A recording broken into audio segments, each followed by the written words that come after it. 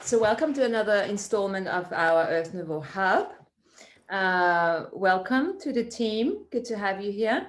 And today we're going to explore two energies. So I want to explore the energy of nurturing and community.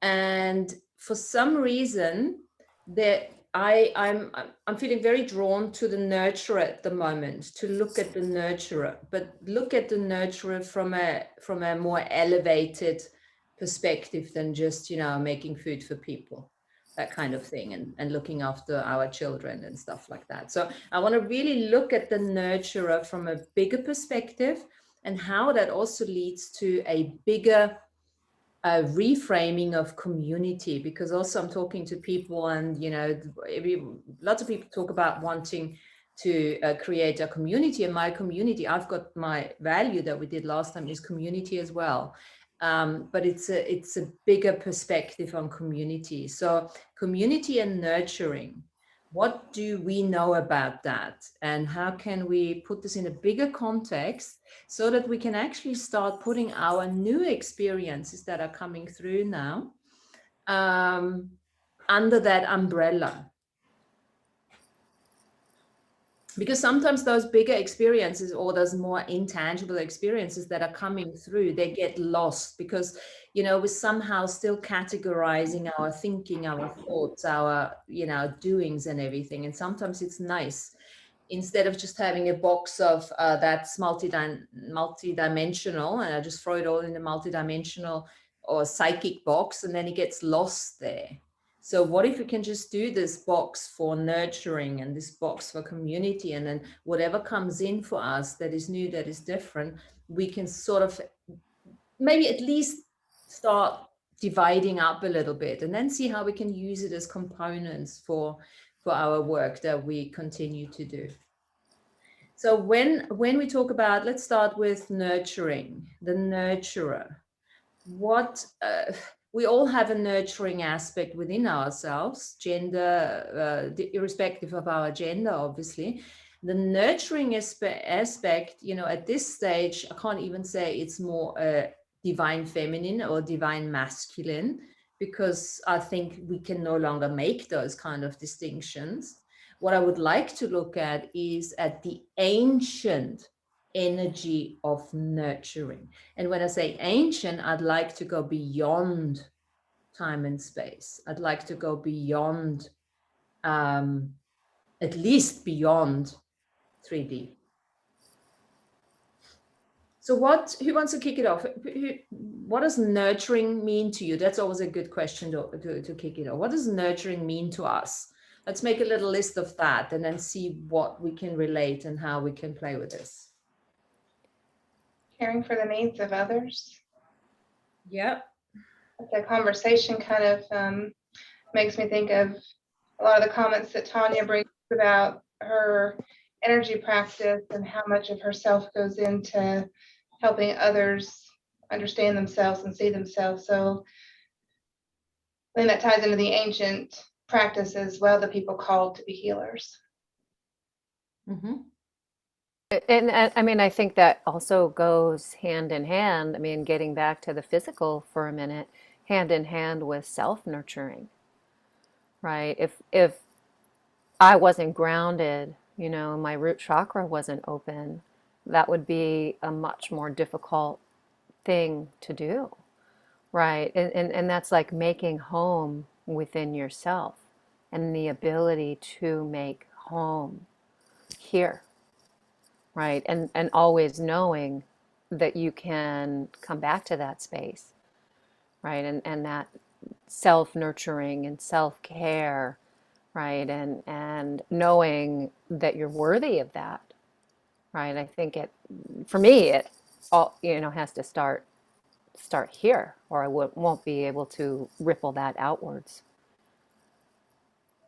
So the word healer just came up, and I think the healer energy is a very good bridge we can play with here as well, because all of us are healers on this forum as well, in one form or another. And also the definition, the identity of the healer is changing. with the change of the energy of the nurturing as it is expanding, the paradigm of the healer is changing as well. So it's no longer just, you know, it expands into a place where we are healing through being. We talked about that before. It's almost like we don't need to use any tools anymore. We don't need to use any particular modalities, you know, and things like that. It's just that knowingness, that expansion of our energy, of our ability to nurture, impacts on our ability to heal as well.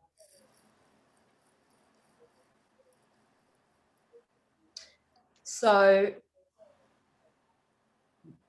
what does that bring up for you guys when we expand the nurturing and the healer energy together as such? Well, it almost like creates a safe place, right? A place where we can come together and all be seen, I think, for who we are, right? And talking about that collaboration also with Mother Earth, right? As we're human human skin suit beings, light beings inhabiting our human skin suits on the planet. This connection and these contracts we have with Mother Earth allows an opening for each one of us to receive that love and grounded nurturing from Earth Mother if we choose to receive it. Yeah. You know, and maybe that's what, you know, nurturing is about, allowing that receiving. Absolutely. Receiving, yes. And back to what, go ahead, Martina. No, go for it. When you were saying how we're nurturing and healing just by being, you know, what I got from that was the expansiveness of that frequency and that energy takes away the limitation of the physical body and only what I can do with my physical body. If I use it from an expansive state, I have an unlimited outreach with who I can share my frequency with and who I can nurture without it having to come through my physical body. Mm-hmm. I like that, and also this actually makes me think of the level of nurturing that I'm thinking of in terms of what if nurturing in a very broad spectrum now is to share our light. Okay. Now, what is healing? To share our light. Now, this is not taking the embodiment away that we require. It's a spiritual embodiment journey. We know that because the light is being obviously brought through the conduit of the body. But when we start thinking of the capacities and the expansion of healing through our light, number one, what we need to do is we need to first appreciate and acknowledge and honor the preciousness of our light, right? And this is what self-mastery and sovereignty is all about. To really understand, why are we doing this? Why are we learning about sovereignty? You know, really appreciating the preciousness and the sacredness of our light. And I just call it light. I mean, yeah, we can call it soul monad, you know, soul experiences, spirit or whatever. Just call it light for this particular thing. And we just, of course, we're going to always talk about the same thing, but I want to hook this from a different perspective, because sometimes we don't see the bigger level.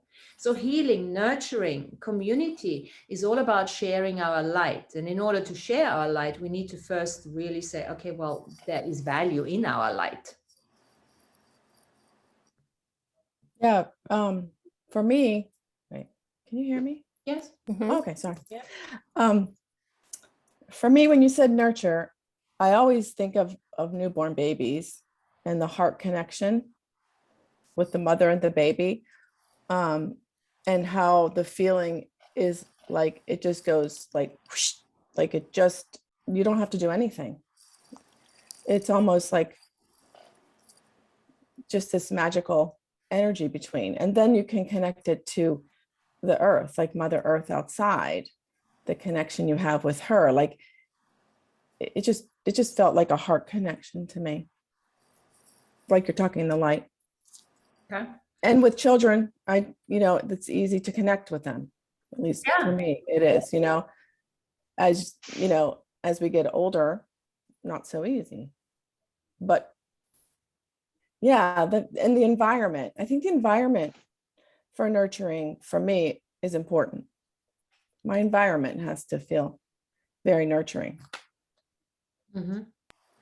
So why, this is a perfect example now, why is it easier to connect with children? Because they especially the younger children up to 7 or something, because they are still projecting their light and receiving their light, they're those sponges at that stage. So that's just confirmed that. And, we going back to the age of innocence, going back to that is the reminder of ourselves to go through to work with our light through complete embodiment, because without the body, there is no light. And now we mustn't forget that. This is why embodiment is so important.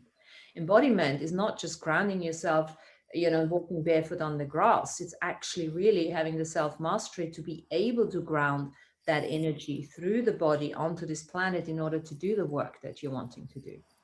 Now, there's something now that I want to say as well with this heart condition. When we talk about embodiment and nurturing, the heart is not enough. And what I want to say that, and this is, I was always looking for this link, because so many, when we talk about the heart, there's something missing, because the heart connection is one of the senses, the new senses that we are exploring, but it's not the only one. So we must come in and appreciate our 5 senses that we have been working with long enough, the 6th sense that we consider the psychic one, the 7th sense, which is our gut, the 8th sense that is our heart. It's one of the senses that we have not explored yet, but it's not something that goes in isolation either. So just keep that in mind. And then the 9th will be the throat. So this is just what we need to start adding, to be more inclusive of all of that. And think about it, it's very simple. If we go to the hospital and we connect to little children, yeah, we have to have all the other senses fully intact. We have to be fully grounded in order to even get to the 8th sense, the heart. And this is where the importance of embodiment comes back in all of that. Yeah. Because if we want, and this is where community now comes in as well. I like that, because if we can't connect through all our senses, then we can't create a community, because we're not going to be tangible enough. We won't be seen. We won't be heard. We won't be tasted. We won't be smelled. Yeah. We need to get all those senses perfect so that we have a choice, because, sometimes we don't want to work with the heart only or the gut. We just all we need is to see with our eyes, or to taste something, that kind of thing. And this takes us back to choice. All we want is choice. That's all we ever want. And all this reframing business and all this discussion of exploring consciousness is to give us more choice. What does that bring up for you guys? So I don't talk the whole time. It was interesting, Martina, when you asked, to think about nurturing and what it meant, because I had to allow myself to start with sort of the very outside of what nurturing was, which was kind of warmth and loving and giving, and work my way into it. And Yeah, you know, the whole thing about the baby and the baby receiving. And I started looking at what is it I need and what is it I need in me to be seen so that I can be nurtured. And I think what it is in me that I need to recognize to be able to offer nurturing is a sense of awareness and fine tuning with the people around me, with the community, with the planet, with nature. It's not something very kind of deep and innate, and my mind isn't involved in it. But there's a response in me to that, and that comes out of a deep awareness and connection in order to be able to reach out and to offer the nurturing to whatever it is, whatever the situation is. And it's still interesting because I still haven't come up with one kind of word actually to describe that. And if I wanted to be nurtured, what is it I'm looking for? So, to be honest, there are times I want people to know what I need without telling me. And sometimes that, you know, that feels like nurture to me, you know, that somebody does something that, gosh, you know, I find that so touching, or that was just such a lovely thing that they did, because there's some unspoken connection in that that's very touching, for want of a better word. So what I'm So hearing, that's what's bringing up. yeah. So this is Yeah. love. I like that, because what you're actually saying is the bigger concept of nurturing is nurturing for the self is to be seen, to be heard, to be acknowledged for who we are, to be acknowledged for the light that we are. Now, it's very interesting. And this is, I think, what brought this whole idea up for me, because, you know, my daughter just, she moved out 3 days ago now. And for some reason, I have this sense of total freedom. And I'm like, why? She's never, you know, she's so independent. She's never on my case. I don't have to cook for her, nothing. It's just, there is this level of, I don't have a responsibility. Yeah, but it's not that. Not that either. Since she's been Yeah, I know. eating the same thing for 3 days, because she's the one usually, oh, Mama, can you do this? I've been eating the same thing for 3 days, and I'm so happy, because that's all I need. And you know what I realized? Sovereignty, yeah, doesn't matter. We are amazing beings who have a capacity to adapt to all the situations. We're chameleons, right? And then at some stage, we actually forget what we really are, who we really are. And even if there is not a open wall coming up saying, don't do this, or I want this, there is still the wall up. Yeah, because she wants to eat certain things. So I am sort of, you know, making the things that she likes, because at the end of the day, I can eat it as well. So it's neither here nor there. But at this level, it is here or there, because all of a sudden I'm realizing, well, this is actually not nurturing me, who I really am. And I'm continuously aware, and just look at that for yourself, aware when people can't receive you for who you are. Because if I would be saying, look, I'm eating this bread with tomatoes and spinach for every day now, because that's what I want, she'd say, oh no, what's wrong with you? And it wouldn't be like, oh, you're mad or anything. But I want somebody to say, oh my God, it's amazing. I'll do that with you. That's the difference of true nurturing. Somebody who actually loves the quirks that we have, who think they're crazy and get so inspired that they want to do the same thing. And I'm not saying to anybody, do that, eat this now, yeah? But that's what just reminded me again, when the barriers come up to others, because they are just different. the contrast. And as much as I love the contrast, there's another nuance now to look at for us, or at least for me. That's why I brought it up. True nurturing is to let go of all those walls that are coming up and just do what works for you. And in addition to that, find people who are obliviously blissful, seeing you do these things and they want it too. Does that make Yeah, I totally get that. Yeah, I totally get what you're saying, Martina.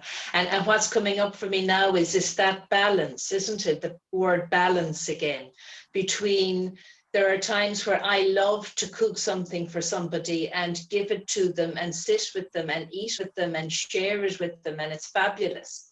And I really feel so good. And I feel that in nurturing them, somehow I feel nurtured as well when they respond and they receive it and they love it and all of that. But I get what you're saying too about having the day to yourself, and you're sort of like, I when I have a day to myself, I love to eat pancakes all day, and I put different fillings in for every meal, and I just think that is heavenly.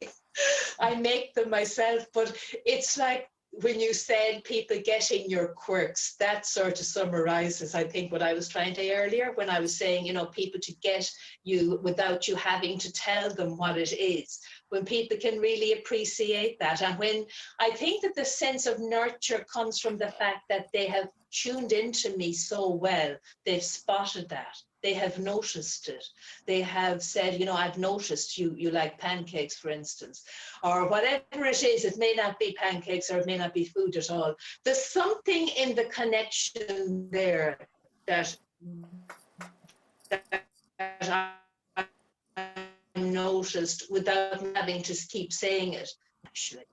Absolutely. Mary, you are breaking up a little bit, and I don't really want to miss out on stuff. Is she breaking Oh, up? okay. Yeah, just I don't know what you could do to maybe change that so we're not missing out on what you're saying. Yeah. But no, absolutely, yes. Okay. Thanks for telling me that, Yeah. Martina. So this is Yeah. definitely part of the nurturing for ourselves, the next level of nurturing for ourselves. So when you have a conversation, you know, with somebody, or when you come off the Zoom, I'm hoping that everyone feels just like me when I come off and I'm like, yeah, this was so cool, you know, 2 hours, and just we would just tell it, you know, and that's it. Now there are no barriers between us. And if there are, well, then, you know, just drop them, you know, but that kind of thing. It's like, it's so different when you have a conversation with somebody who totally receives you. And it doesn't mean that they have to agree with you. It doesn't mean that they even understand what you're saying, you know, just receive, not even wanting to do it for you because they understand that you like it. So they're being kind. No, that's not a kindness. You know, this is the invitation for us to go out there and find people where we're having that. This is the community that you're looking for. We're looking for a community where we can be us. Like Kyrgyz says, you do you, champion. You do you. And I love you for that. That's the community that we're looking for. Alfredo, go. Yeah, I have this thing I always tell everybody I work with, like, you're cooking some good food, show me your food porn pics because I want to see them.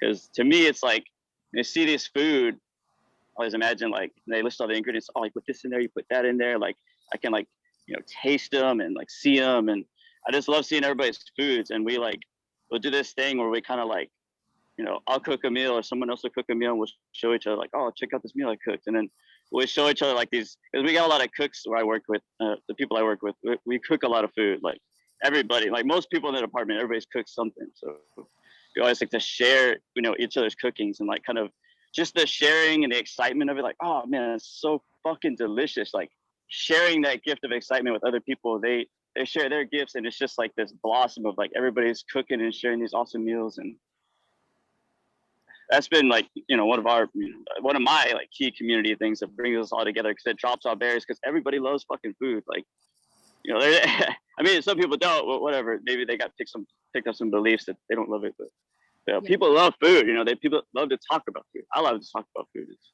very inspiring, and it just builds all this excitement and inspiration for each other. Yeah, we're gonna cook a badass meal. Yeah, that's it. Just want to share that. Thank you, because that is sharing your light through food. You know, Yeah, Jennifer is sharing her light through her drawings, her pictures, her art. You know, sharing your light through music, sharing your light through, we don't have to be a therapist in order to share and to heal. So this is that level we need to start looking at it. Just sharing your light by being here, by showing up.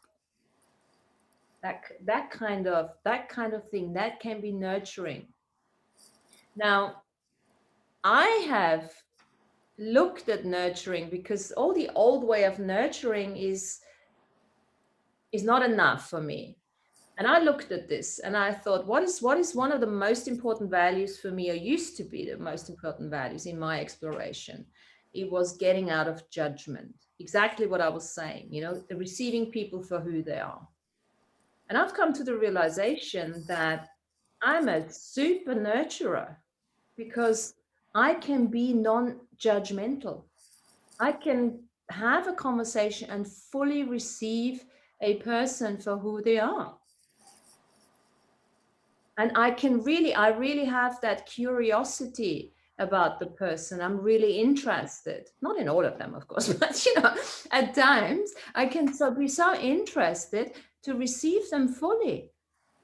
And I'm like, even if they say that this has nothing to do with what I know or do or anything like that, but the passion they bring forward, I can receive that. Now, is that nurturing? Yes, very much. So, and that doesn't have to be a baby. It can be a 100-year-old person. So let's not limit ourselves to nurturing as such. And let's look at that, go beyond the food, the music, and all the things that we were just saying, beyond the mother-child and father-child relationship and the husband and wife relationship. And really just, what if non-judgment is nurturing? Well, I'm saying yes. I'm writing this down. Receiving non-judgment. What else? What else is nurturing that you haven't considered a possibility yet? Well, I want to say something that Alfredo kind of reminded me of. Um, let's take a step back to cultures.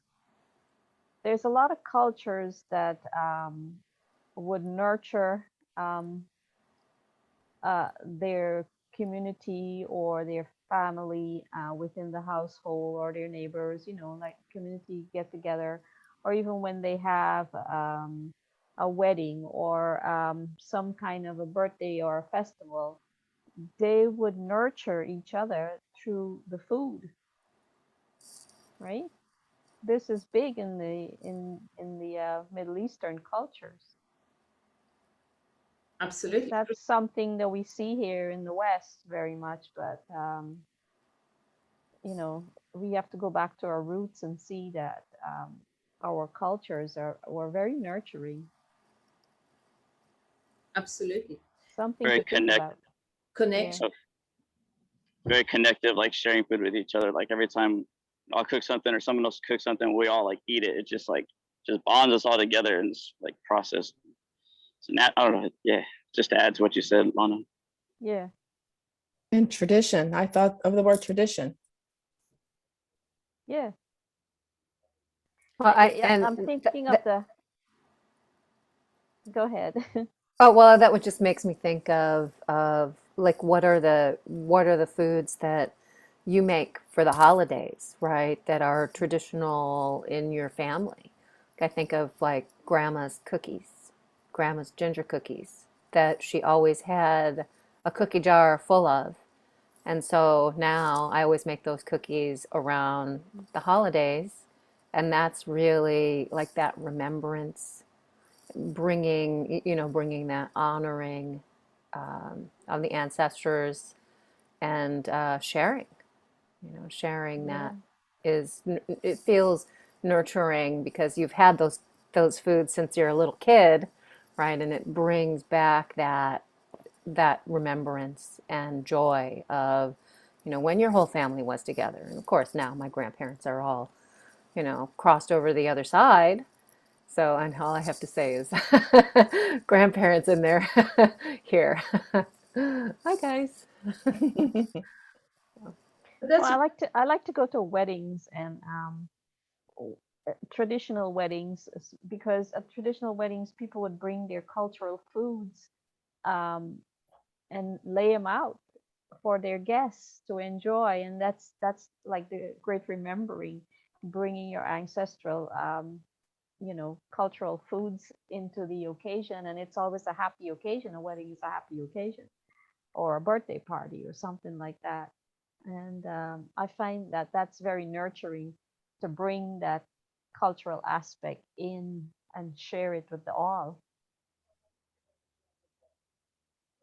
absolutely. So can we see the connection between nurturing and cooperation and connection and collaboration and traditions, and even beyond this reality, like Tanya said, the ancestors, and how do we do this? By sharing our light. And when you have a a enthusiastic, you make an enthusiastic effort, like as an Austrian, I make some Austrian food for people. Yeah, I don't consider myself nurturing the people with my Austrian food. I'm actually excited that I can bring myself, a part of who I am, through. And when they then receive and they like the food, that's almost a part of the receiving.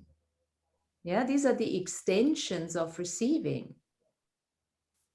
And I never looked at it as a nurturing, that I nurture people.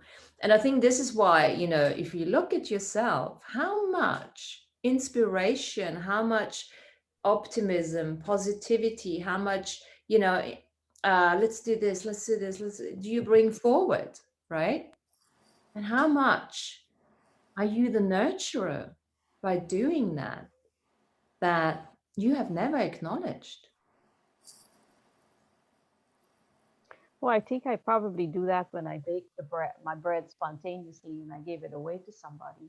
I don't really acknowledge what's happening beyond that. I'm just in my own moment where I'm doing it and I'm spontaneously, giving it away to someone. But then I do get feedbacks from those later on, and they would give me, really great feedbacks. So that usually is a confirmation that they must have felt that nurturing energy by consuming it. So these are the hidden little gems that we need to start acknowledging. And if we do it through food, or, as we said, art or this or that, it's really a matter of, these are all extensions of who we are. I was always also thinking of the word, I don't know why it's coming to me, but supportive as nurturing. Okay. It's almost like Mary said the word unspoken. And I don't know, that just hit something when you said that. So supportive to me is almost as if you don't really need to say anything. You're just supportive there for that person. Does that make sense? Like, that to me feels nurturing.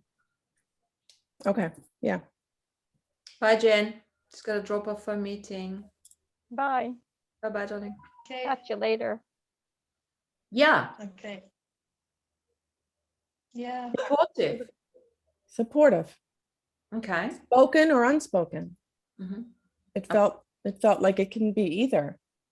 You can see, sometimes I see somebody fall or something, and I am hoping, like putting, like, I hope you're well, like, or an ambulance goes by, and whoever is in there, I send support and love, and so I don't know, that feels like nurturing to me.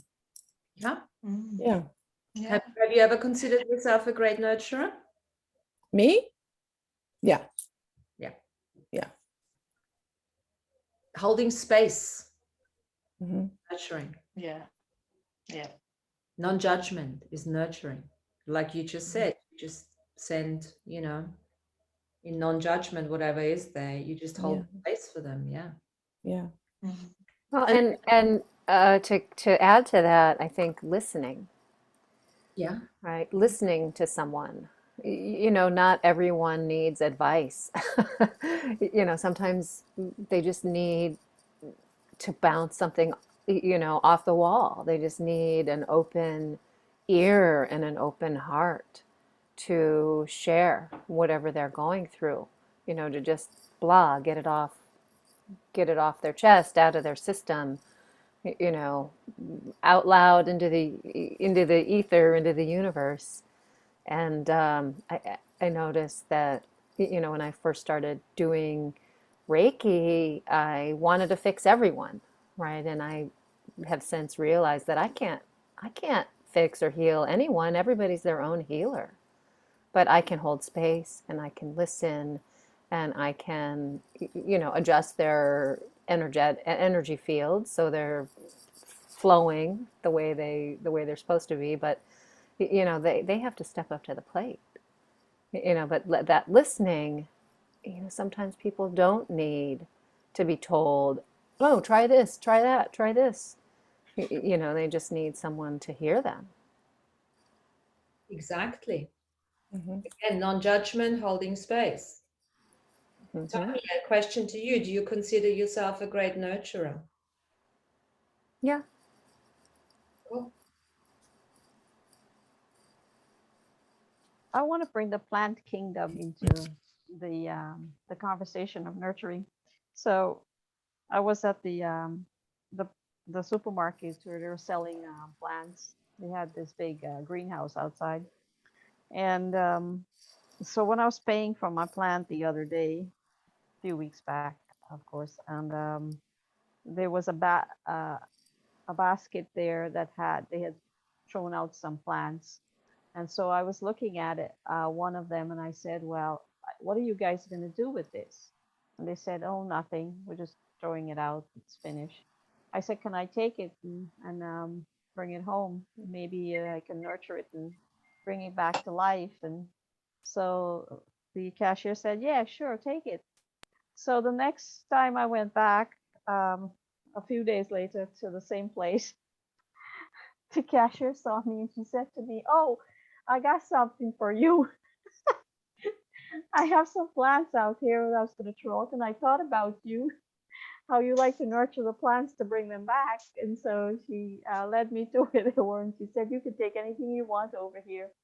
So I did. I picked up one of the hanging baskets, and I brought it home, and it was all dried up, looking like it, didn't have any life left. So I cut off all the tops and everything, and I gave it some fresh water and some fertilizer and everything. And I was looking at it yesterday and this morning again, and you should see how many beautiful green leaves it has and how many flowers in bloom. It is so pretty at the moment because it's nice and full. It looks like a little afro head in the hanging basket right now. So I didn't see myself as a nurturer, but I guess the cashier did. And she said, "Take it if you want it." And I did, and it became a beautiful blooming plant again. So Lana, I've got to ask you the question. Do you consider yourself a great nurturer now? I guess so. I did bring that plant back. Fantastic. So you took time and energy An effort and effort to put because into that plant. because someone saw me as a nurturer, I guess. And because she kept it, she remembered me. And she didn't really know me from the previous time, was the first time she met me. But she kept it in mind, and she's like, "I'm going to keep it for that girl." As soon as she saw me. So She Lana, said, what "Mhm." Lana did here, and Lana brought her light to a situation. So for anyone out there now who's saying, oh, no, I'm not into plants, I'm not a nurturer, I don't bake bread, I'm not a nurturer, I don't like children, I'm not a nurturer. You bring light to a situation. Look at the bigger picture. When and how do you bring light, your light, to a situation and have not acknowledged yourself as a big, great nurturer? Yeah. Literally, we do it all the time. Mm. Wherever we go, we bring our light to a situation, to a place, to people, to animals, to whatever that is. So it's almost impossible not to be a nurturer. But it's very possible to not acknowledge it and then feel that incompleteness because it's there. And remember, what you don't do does you. What you don't do, what you don't embrace does you. And very often not in the way that you want it to embrace you. Wait, You can you say that that again on plant, another level? Mm-hmm. Can you say that again on another? Let me say it Okay. again and then find your own level to this, because that's Yeah, such a big statement. it is. It What is. you don't do does you. It does, yeah. So whatever you're not acknowledging within yourself will come continuously in your field, and it will do you. It will do you. And that's Mhm. that in itself, it will do you. That's not a nice thing, because it will come in a distorted form. It will show you that you're not enough. It will show you your old abandonment issues. It will show you your hurts, your pains, and all that bullshit, because you're not acknowledging that you are it. Every energy that you're not acknowledging is going to backfire. It's going to do you. So do it. Do it. Meaning, be the great nurturer. Be anything. Be the killer. You don't have to go just with the negative, with the positive here. Mhm. Be the pain in the ass. Be it. And then it doesn't have to do you. You're not going to meet that many pain in the asses. Allow it. Allow it. It's an energetic. Allow it. Doesn't mean that you have to actually act on it. You have to be willing to say, yeah, I'm pain in the ass. Because I know I can. Don't have to choose it. you said one word there just now that triggered me, abandon. You said, don't abandon it. Now, I could have abandoned that plant in the hanging pot and left it right there and just said, oh, I don't have time for this. It's too much work. But I didn't. I brought it home and I nurtured it back because it is something that has life in it. And the life in that, the light was very low for that actual life form that is that plant. And I add my light to it, giving it fuel and energy, and give it some nurturing energy. And we brought our lights together. The plant brought its light and I brought my light. So my light melded with its light and it started to bloom again because it felt that love. So that's another way to look at the nurturing. Absolutely. And now if you look at it now, Lana, if you wouldn't have done it, what would have happened then? It will be my loss. Nice way of now I just added something. I give that plant life, so that plant has an extended life in the reality that we're living in. So now let's turn this around and let's look at the plant. You've looked at the plant, you gave her life. So what I'm saying to you now is look at it from that perspective. What if the plant has been nurturing you by allowing itself to get to that level of destruction for you to come and pick it up, to learn about your nurturing. So we And- can talk about it today. Huh? So we can talk about it today. So this interconnection, the community. So when we talk about community, we can't just talk about, let's make jam together. We're a big community living on a ranch now and make jam. Yeah, that's nice too. And what else is there? No, but think about this, right? That plant doesn't have a voice to speak, but us humans do. And we have to speak on behalf of those that does not have a voice in the reality. So Challenge. I'm allowing that plant to come back into the reality and not fade away out. So it has an extended experience with us here. So I'm gonna Now, challenge you on that, maybe, Anna. all right, maybe some other lifetime I'll encounter this plant again. And the plant would probably say something to me about what's going on here right now. Yeah. Well, what if that plant has already said that right here now and then when that happened? What if you have been communicating with the plant? What if the plant has said, hey, I want this chick who was here yesterday, and he picked up those plants and talked to the supervisor of the shop. So when this chick comes back in, this is the girl I want, because I know she's a nurturer. Yeah. Why did you choose that plant? Ah. Now this, if I remember correctly, this one was not with the rest of them. There were a bunch that she had put one side, and she said, these are the ones that I put aside here to see if you want any of them.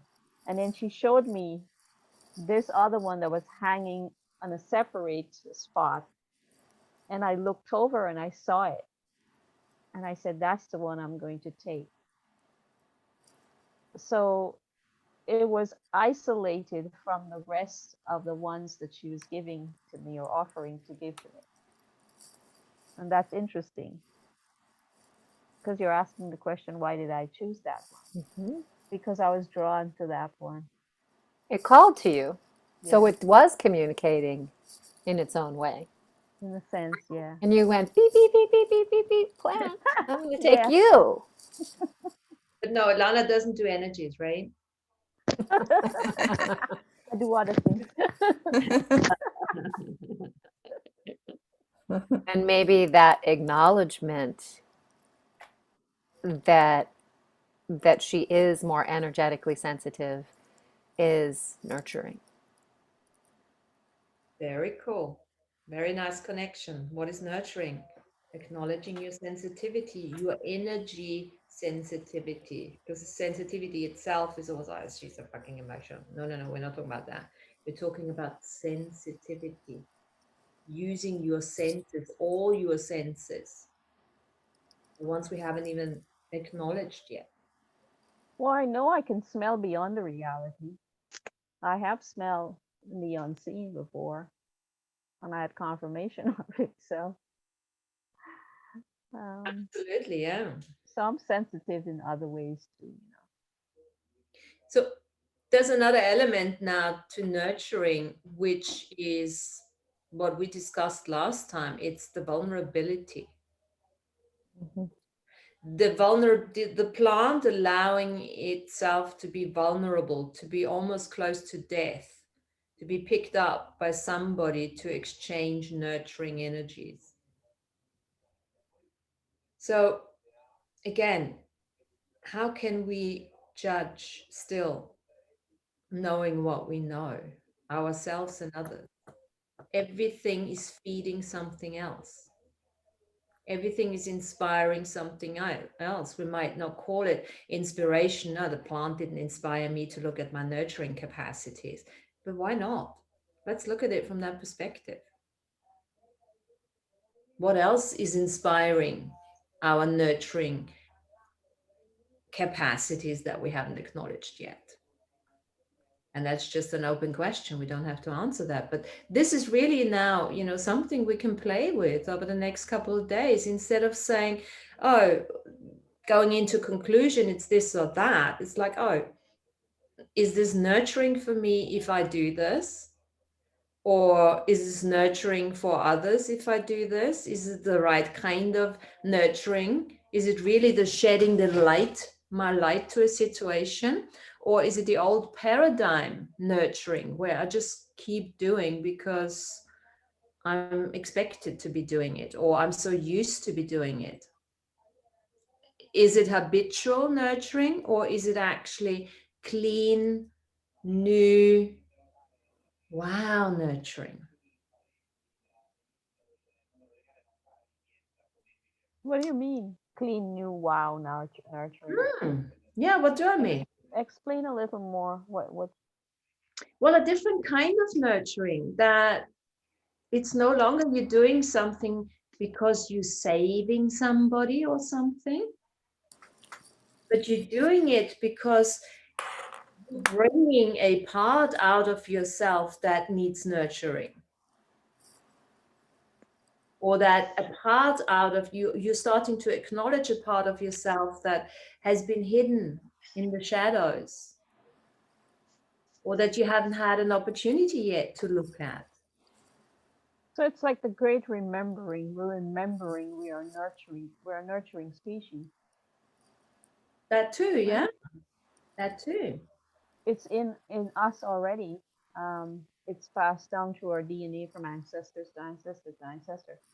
So it's just, as I said, the great remembering is happening for us.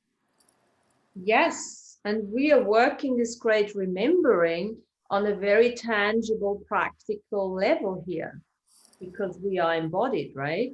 And we are using our intuitive gifts and our intellectual capacities that we have, our mind, to combine it and make it work for us. So there is no such thing as, oh, you're psychic and you're cool. No, if you're psychic and you don't know how to bring it onto this earth and put it into a practical application, then it makes, what are we going to do with this? We need to be able to say, I'm practical, I'm nurturing, I'm this, I'm that, and I need to bring it all together. Because one thing without the other is not enough. Or it's a waste because we've got it all. Well, and what I heard from what you were saying also is letting go of what you think is expected of you and doing it just because it's expected of you, right? Doing it because you want to do it. For me, I walk a lot with my dog, and I live in a city, and so I'm always encountering people.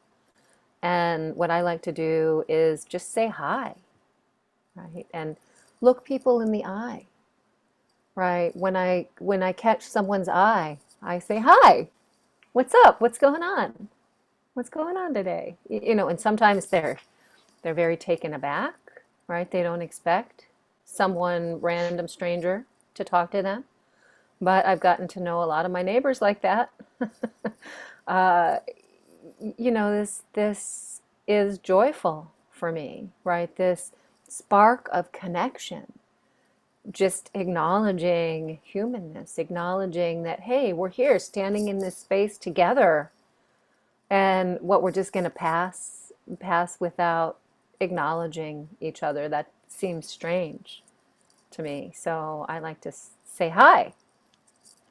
And a lot of people, they've got their headphones on and they've got their head down and they won't look you in the eye. And that's okay. That's their journey. But for me, I like to connect. My husband says, "You've ruined me. I say hi to everyone now." No, that's just me. It's just the way I grew up, and I like having that connection. Right? I like having that acknowledgement. Right? It's nurturing to me, and I like to think it's nurturing to that other person as well. This is cool, Tanya. It's nurturing to you, And that doesn't necessarily mean it's nurturing to them, because they Mhm. wouldn't know what nurturing even means. Because so many people go into withdrawal, especially the ones that you're saying, in with the ears and la la la and that kind of thing. So they wouldn't even understand. They would definitely take it. "Oh, what the fuck? I took my earphones out and now she just wanted to say hi. I thought she was going to ask me a question or something, that kind of thing."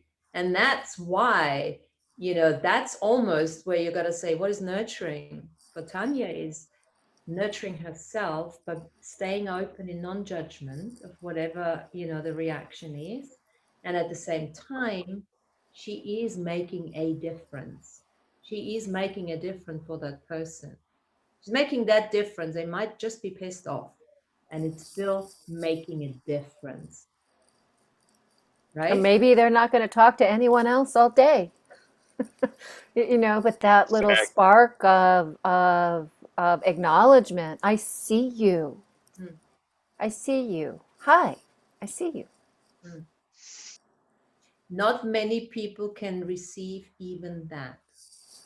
That is very true. And when people can't receive it, that's okay.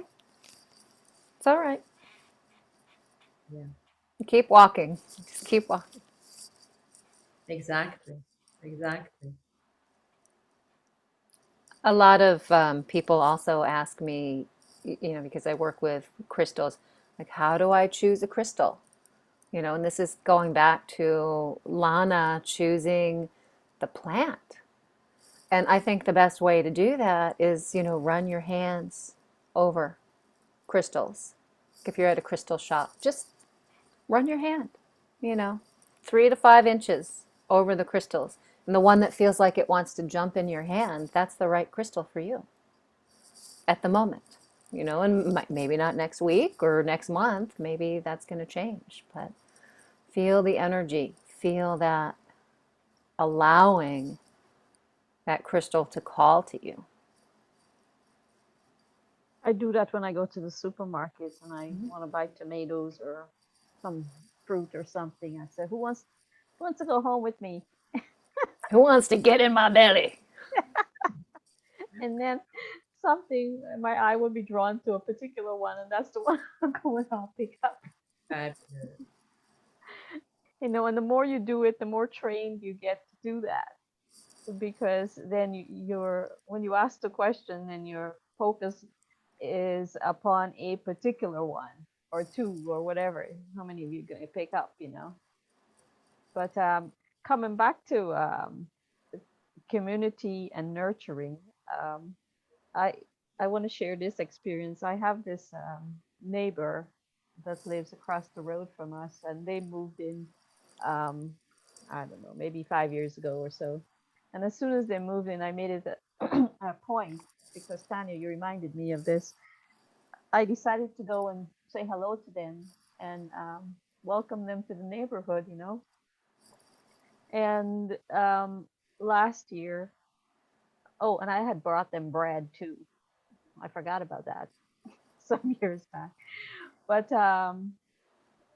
last year, when they went away on vacation, she asked me to come and water her plants for her while they were away. And this year, when they went away, she texted me and she asked me if I could water her plants again for her when they go away on vacation. So of course I said yes. But what I'm getting at is that sense of they have somebody that they can rely on to ask, a community. Um, because I don't know if they talk to any of the other neighbors, but because I was so, friendly and, being in the community, I just want to go and say hi first, and make sure they feel comfortable and they can feel welcome, living there. And so that nurturing aspect, I guess she saw that in me to ask me to water her plants for her when she was away. She trusted me to leave them in my hands while she was away. And also, I have another neighbor that does the same thing. Um, and then they go away now. They go away every year, of course, for the whole summer. So usually now they've asked me to mow their yard for them as well, besides watering her fall plant. So um, that sense of nurturing, I guess they must see that in me. So um, this whole conversation here is bringing that up, where I'm recognizing that in myself now more and more. Recognizing, yeah, the nurturer inside yourself that you might have not acknowledged. Exactly. Right. Exactly. Well, and you opened that doorway by welcoming them, right? Hmm. They didn't come over to your house to welcome you. You brought No, them they didn't. bread and said Hmm. hello and opened your light Yeah. to them. And they have responded accordingly. Yeah. But I remember when we moved here, I went over to the neighbors and introduce myself and say, "Hey, I'm the new neighbor. We live here now." So I just wanted to say hi and let you know you don't have to be afraid of me. I didn't say that, of course. But let them know that I was a friendly neighbor and they don't have to be, standoffish. But I know what it feels like. So when the new neighbor moved in, I made sure that, I'm the first one to say hello, to let them know that, you're welcome. Anything you want, I'm here. So what are the since we've talked about this now, in terms of what is nurturing, what is our light enlightening? How do we enlighten with our light, and how does it light us up and all of that? Now, of course, we need to talk about the shadow aspects as well. What are the shadow aspects of the great nurturer that you have experienced? Overgiving, Yeah. giving so much that you burn yourself out. I would Not say, knowing when to self-nurture. Really. Go ahead, Amy. Sorry. oh, no, the first word that came to my mind was suffocating. I can be an over nurturer.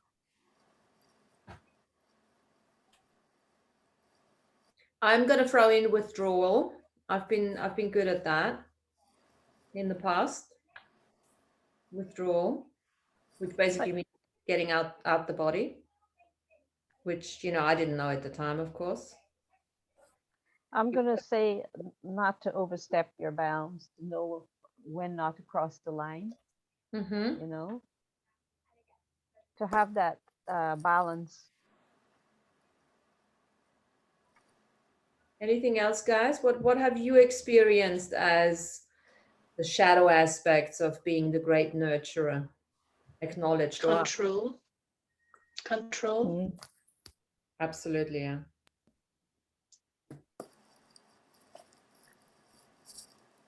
And I go so far into giving that I'm just burned out as well. I'm just like, fuck, why'd you do this again? But it allows me to like go to the extreme opposite. It's like, okay, I pushed myself this far to the limit.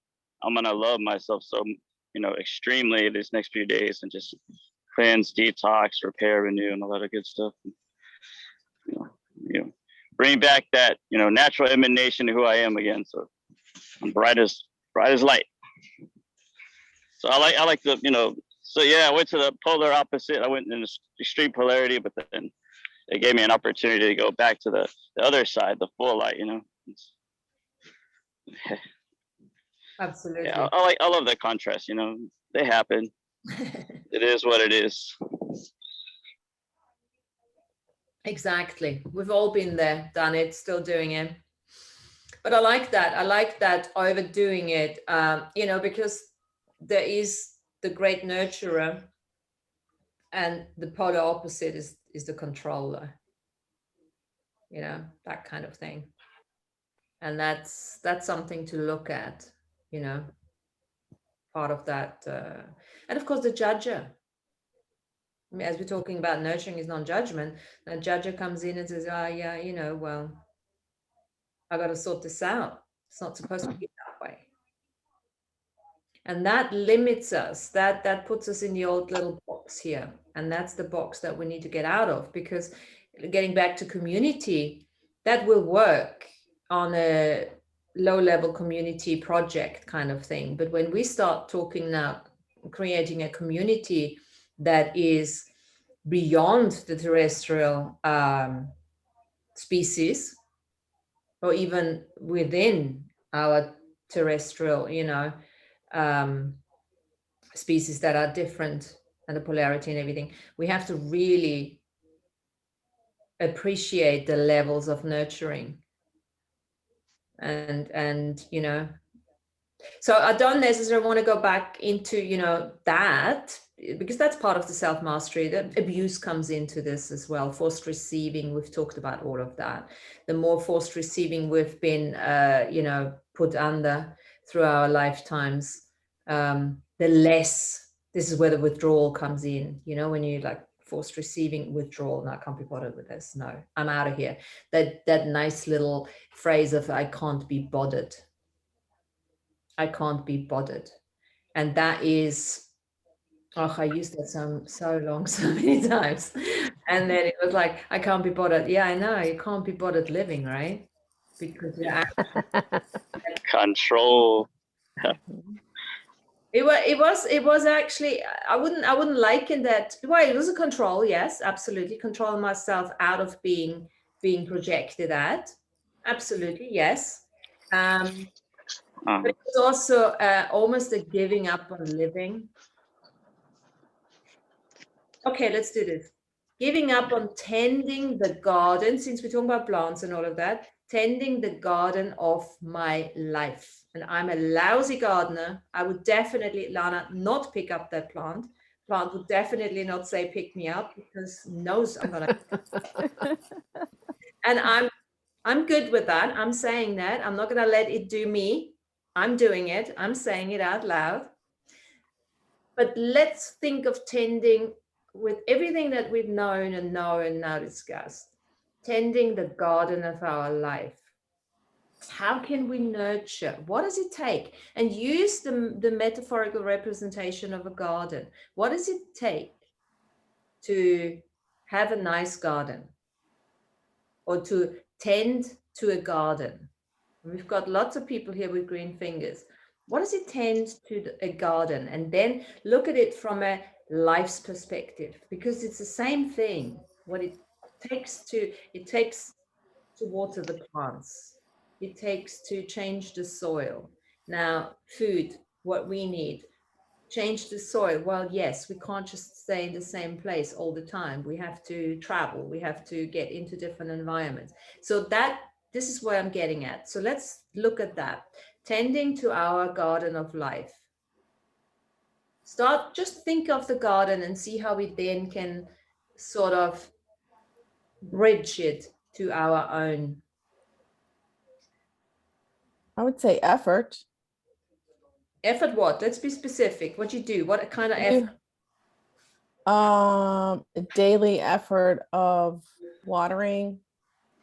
Watering, yeah. Yeah. Making sure the sun. Weeding. Weeding. Let's just do the garden first, and then we look at it, what it actually means in terms of our lives, yeah? Mm-hmm. I've actually looked at this. What else you got? What is it? Garden of life. What does it take? What does it take? What does it take? Watering, weeding, Pruning. Trimming. I would also say putting certain plants in certain places that have a synergizing plants. Can I say that? Synergizing plant, not that I'm doing it, but I'm just saying. Synergizing. Well, if you don't pull the weeds, it will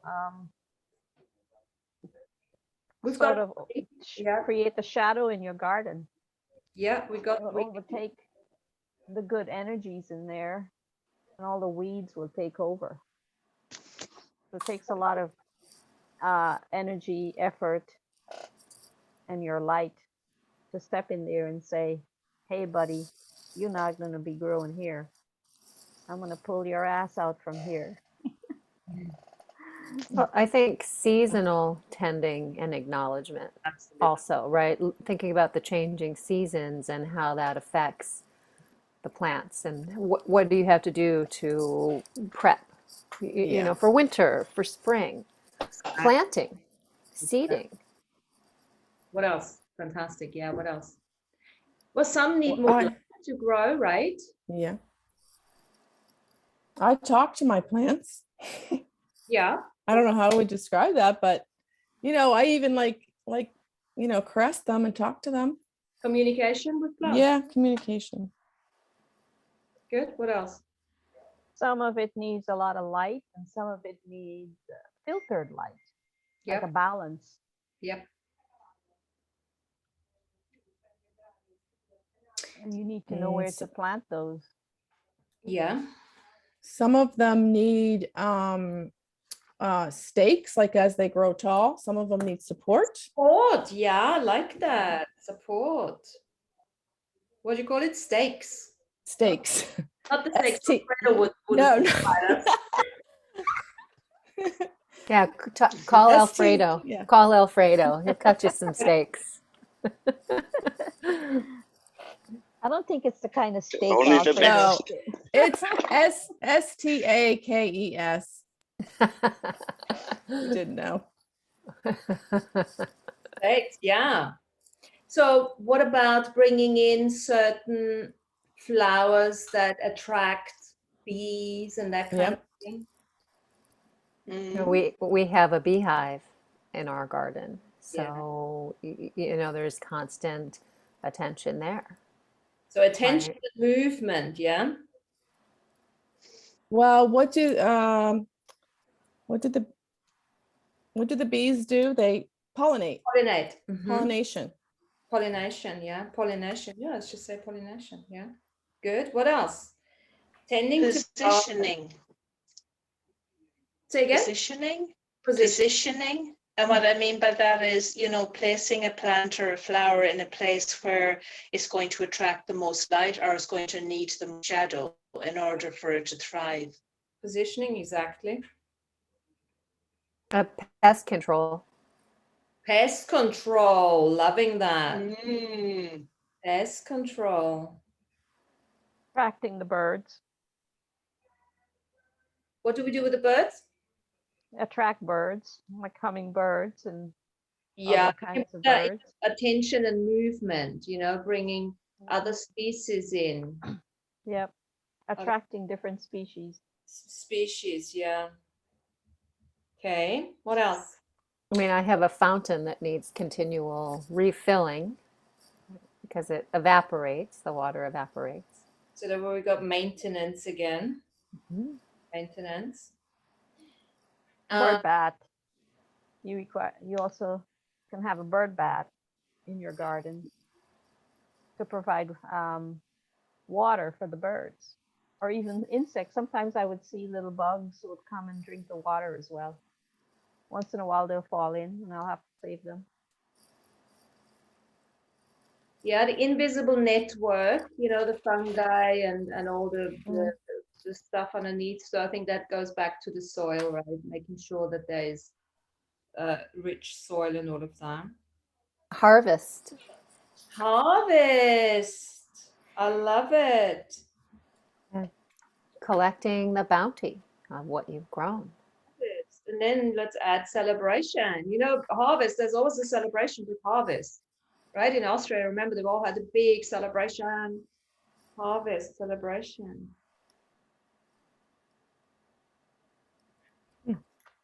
Communities of plants. There's certain plants that look well together, and just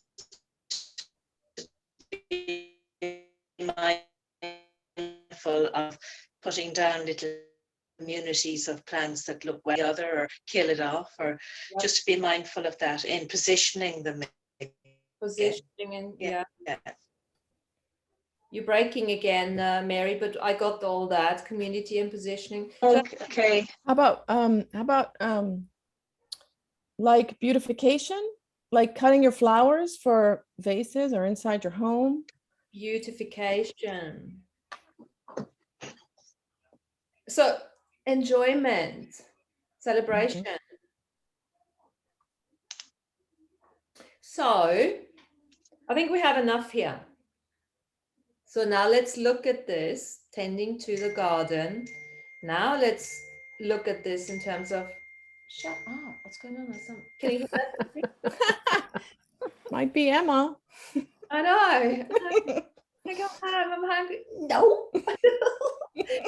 So tending to the garden of life, of our life. Everything that we've just said applies to us and our lives, almost like we are the garden, we are the plant, all of that, the nourishment, the food, the water, the positioning. Yeah, positioning. Where do we position ourselves in life? Do we have enough light to grow? Right? That was part of what we were just saying. Or are we actually under a big fucking tree and we have the soil hasn't been changed forever, the water never gets to us. One of the things you need to add there is space. Add space to that, because if you don't have enough space. Exactly. Yeah. The beautification, celebration of everything, right? We need trimming, we need pruning, we need, what else have we got here? Pruning, the variety of bushes. We need a variety to feed off each other, to work together. Choice as, the seed. I've got seed as well here, the seeds. Sometimes, give ourselves the patience when the little seed goes into the soil and not ripping it out all the time. Surrender into the seasons, as Tanya said. Yeah, same thing. We have to surrender into the season. I think we're plants. Okay, that's a question. What plant would you be if you'd be a plant? What plant would you be? Oh, A tree. a tree. I always visualize myself as like a light tree when I'm breathing. So definitely a tree. What kind of tree? Ooh. For me, it's always a light tree, but I never go specific. Well, we're talking about gardens, yeah? I guess oak or pecan. Yeah. So my native local trees here. What other plants do we have? Or trees? Who is what? Yeah, rose bush.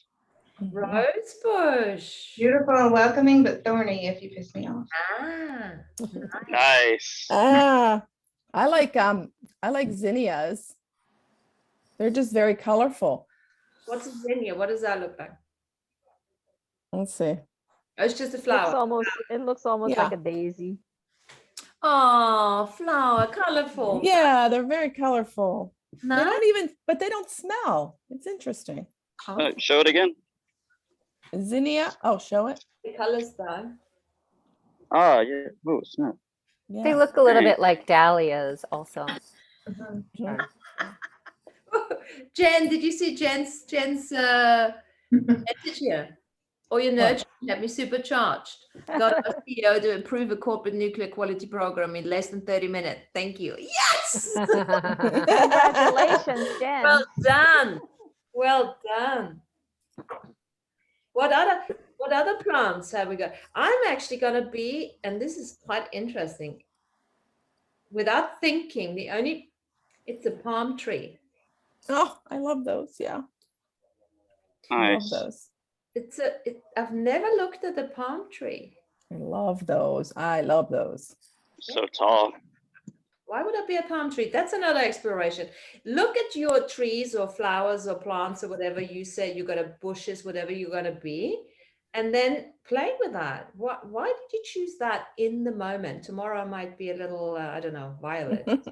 But today I'm a palm tree. That's very interesting.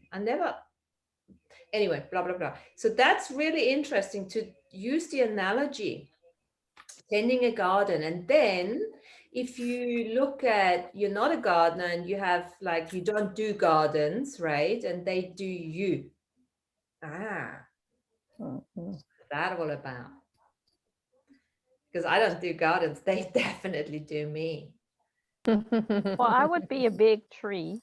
a huge tree with big leaves that will provide shade for anyone who want to come and rest under the tree, whether it's an animal or a person, a bird or an insect. That's what I would want.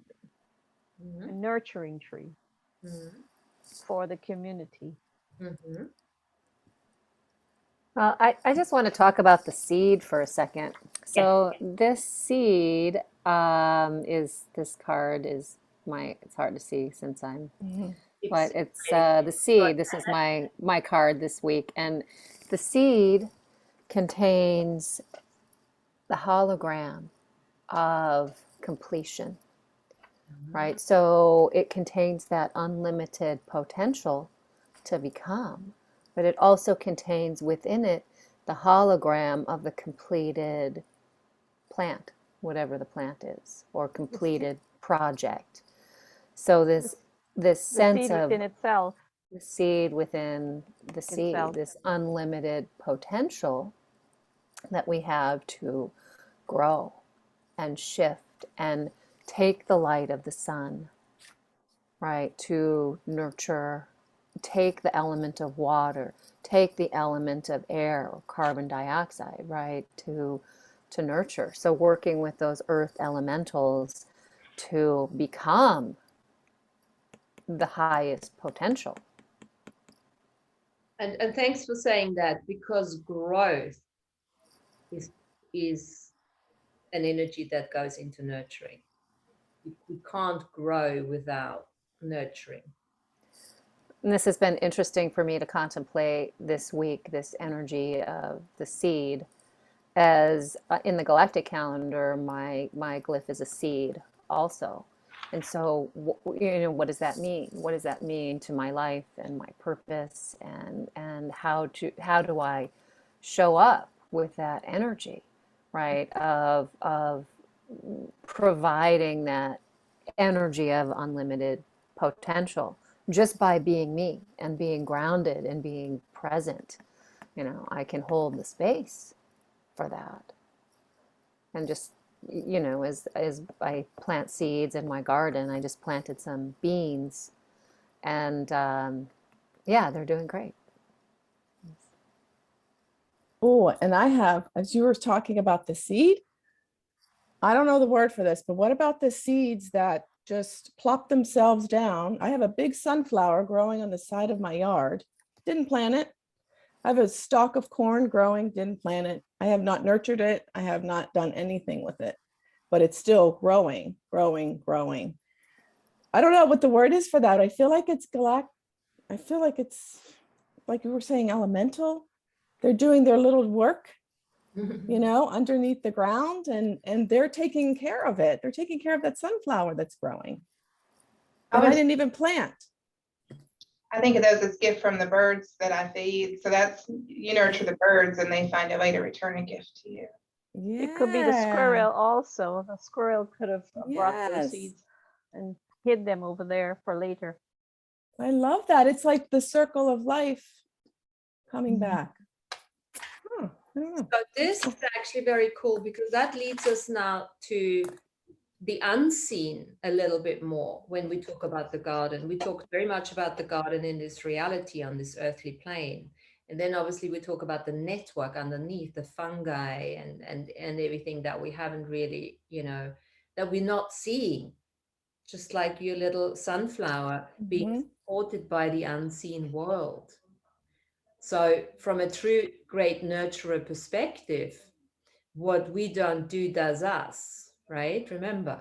So what if we can start doing the unseen with even more transparency, the unheard, the untasted, the unsmelled, the unloved, all of that, with more transparency, and expand our light, that nurturing, expand our light and shed that light onto the unseen, to acknowledge that level as well. So looking at, the network that's happening underneath, the worms that, loosening the soil and all of that, and take it into the galactic garden. Where do they come in, you know? And then look at yourself as what kind of plant or what kind of being or form do you have when you look at the galactic garden? Are you still the same plant, bush, tree? Or are you actually something completely different?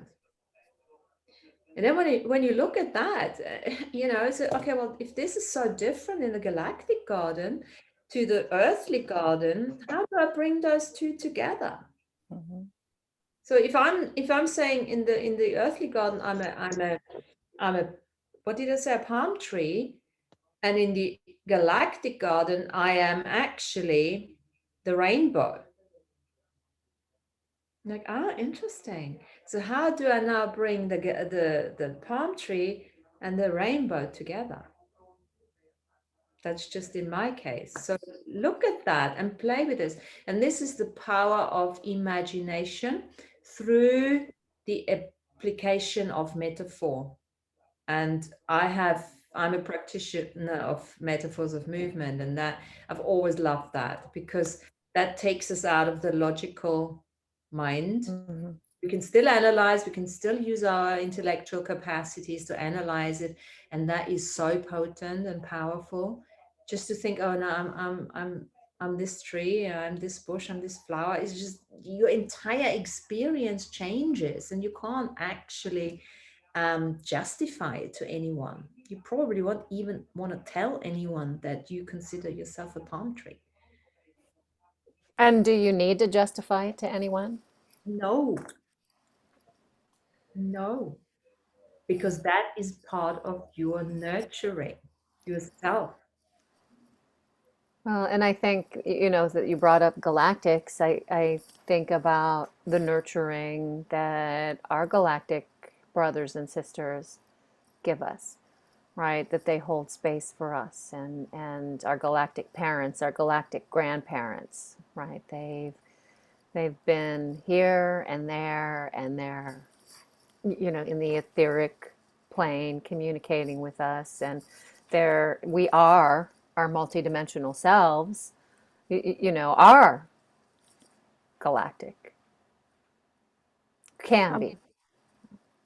I'm thinking how we started out talking about the, the galaxy, but you were talking about Martina, um, and now we ended up talking about seeding a new galaxy. Mm-hmm. Mm-hmm. It came full circle. Mm-hmm.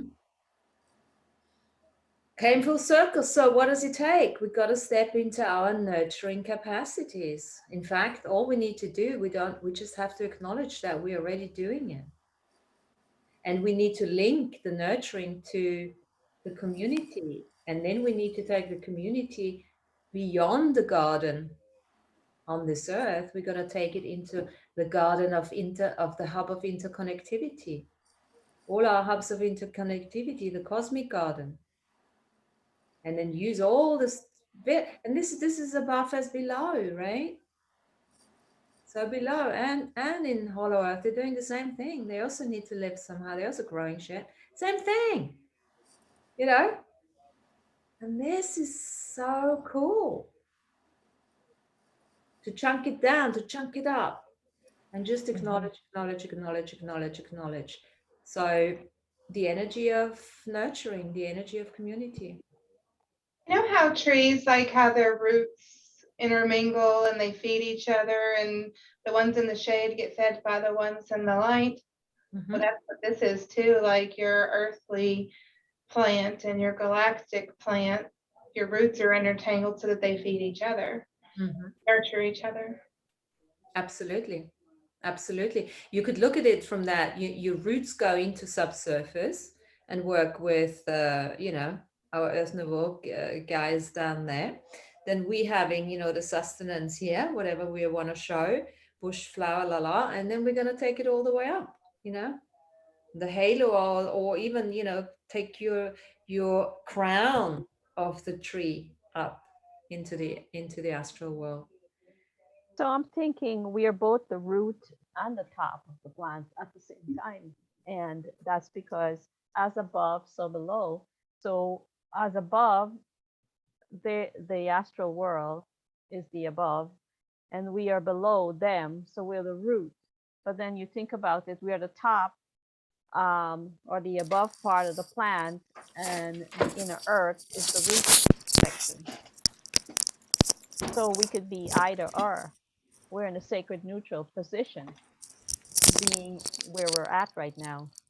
We could either be the top or we could be the root, Absolutely. and we can be both at the same time. Oh, yeah, we can be everything, isn't it? I Mm. mean, this takes us back, the body being the conduit for spirit. That's what we are, connected to our soul essence, our soul monad that has a very unique experience through our, through our lives that we've lived. So the spirit, what could the spirit is the water, the spirit is the nourishment, the spirit is the space in itself where we planting ourselves in, where we, adding our soul essence and everything to create.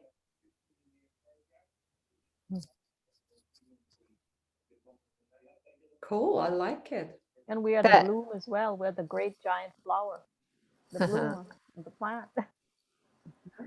We smell good, and we look good, and we're very colorful.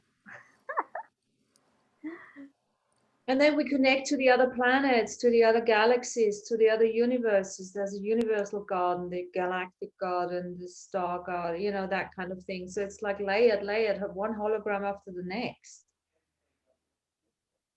And at the same, in every hologram, it's pretty much the same thing. It gets the macrocosm being the microcosm. Exactly. It gets more expanded, it gets a bit more restricted. And of course, as we now know and have experienced and now are starting to acknowledge, we're no longer earthbound.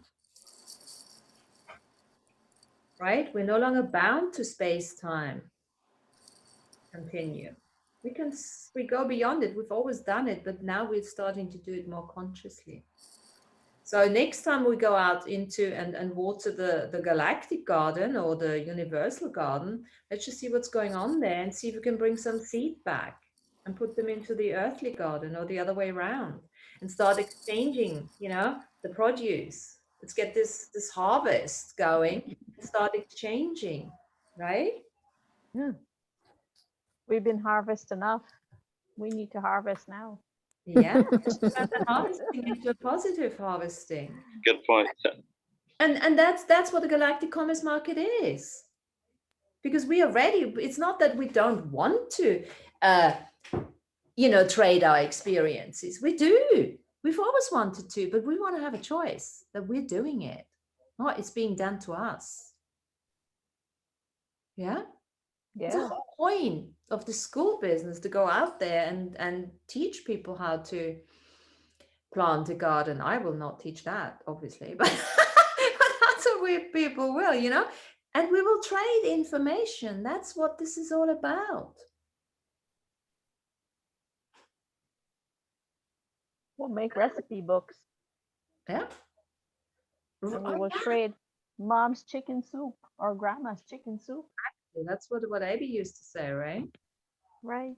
From the produce of our garden. Exactly. Yeah. So, and then also, of course, the other thing is what's just coming in for me is like, okay, well, stop saying that you're not, a gardener. Exactly.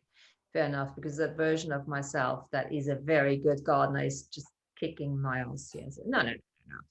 I'm a very, I've been doing it forever.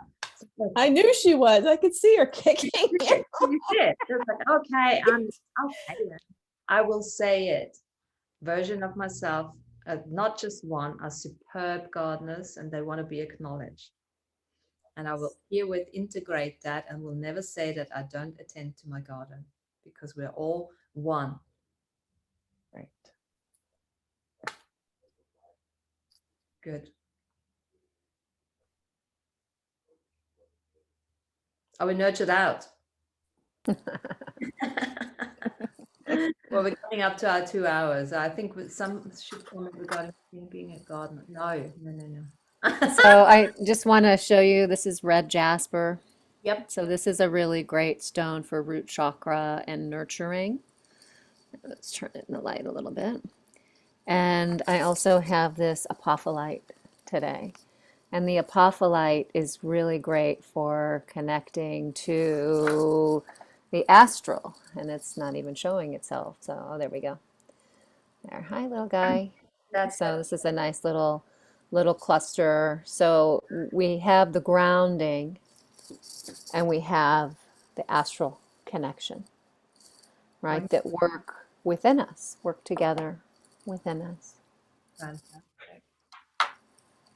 Well, lovely people, remember, do everything you can because otherwise it's doing you.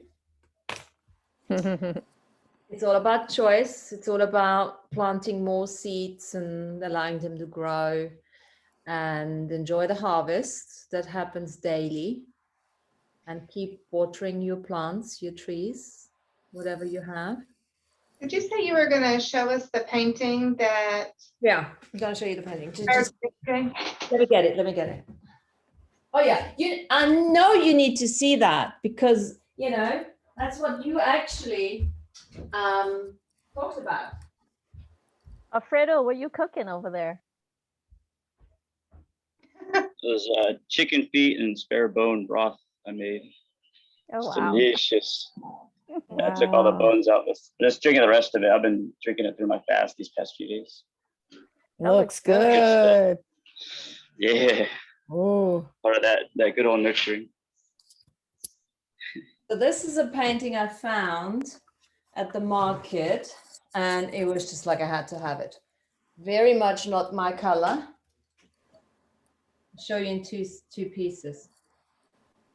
Yeah, Oh, I love it though. you see. yeah. I'll send a picture on. I can't. I don't know how to put the picture in here now. I can put it in and then see. Oh, that's beautiful. Ooh. So here's Wow. the lady. You see it? And Mhm. I like that. she's holding this globe, and then there's a bird. You see Yeah. See the bird. Yeah. Oh, that's trippy. Pretty It's cool. Right? trippy. Yeah. Yeah, it's going to Austria to my sister when I go on holidays there.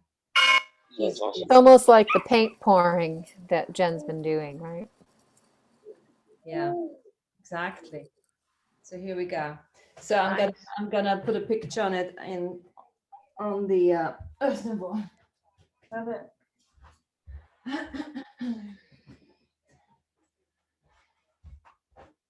This is part of my nurturing, how I am being nurtured when I go to these places and I have absolutely no expectation. And my body just says that. Really? I don't like this blue. No, that. Okay. Oh, and it's got it. Well, hold on a second. I need to tell you what it says. It's from Ireland, by the way, Mary. It's from Ireland. Lovely. And it's called Spiritual Messenger. Wow. Wow. Wow. Yes. So, yeah. And that was the beginning of another blue painting I found. Let me just see. So in essence, you're rescuing those paintings, aren't you? You're rescuing Nurturing them, them. and then you're nurturing them. Nurturing them, yeah. Rescues and nurtured. Yeah. They're nurturing me with their beauty. Shish. I bring them back and use them as teachers for us. They're Yeah. teachers to me, and then I use them as teachers to us. Yeah, that's what I do. And hold on, I can maybe show you the other one. For some reason is there, photos, because that's a pretty cool one as well. Emma saw that first and she sent me a picture and I said, okay, I get it. And these things are, we're buying them at the market. Oh, I must show you the heads as well. Hold on a second, guys. Okay, so this is check this out. Can you see it? I'll put it in the chat.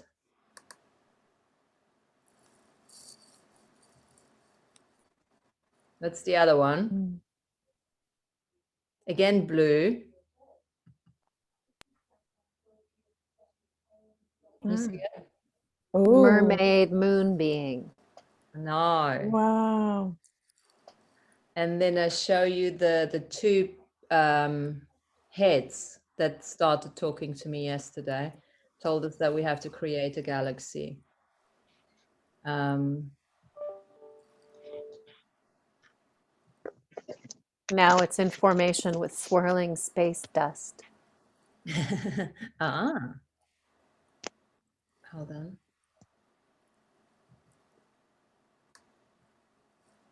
Why can't I do this? Share. Oh, okay. I don't want to waste your time. I put those heads. Oh, here we go. Hold on, because I tell you what, they are amazing. I just show you. This is the first one. Look at this one. And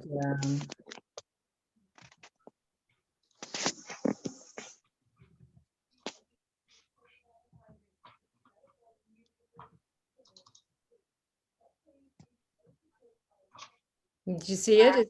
Has it come through? Mhm. No, not to me. Oh, Yeah, you can't see it at all. Probably No. because we're on the phone. okay, no worries. Well, anyone who wants to see it, also the people from the recording they will have to go onto the Earth Nouveau, become members.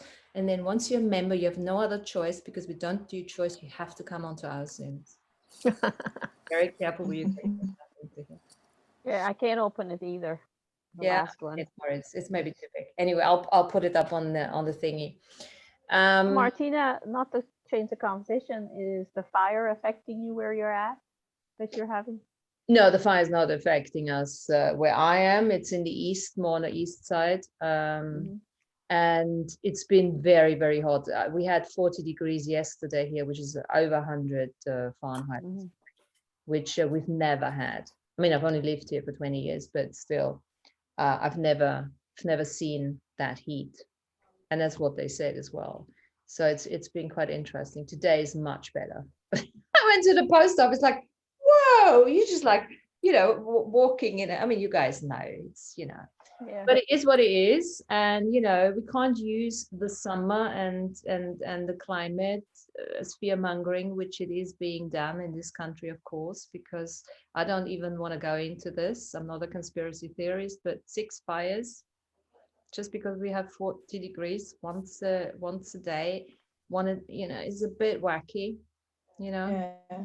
So I be that as it may, that's not our concern. We have to tend our garden, look at the nurturing, the community, and on that note, but thanks for asking, Dan. I know we're all good. Oh, Even yeah. bought, I saw it, so I saw people's houses burning and stuff like I that. know, Like, wow. and it is. I mean, that's obviously happening, and it's tough Well, for those people. glad you're far away from it, so it's Yes. not affecting you.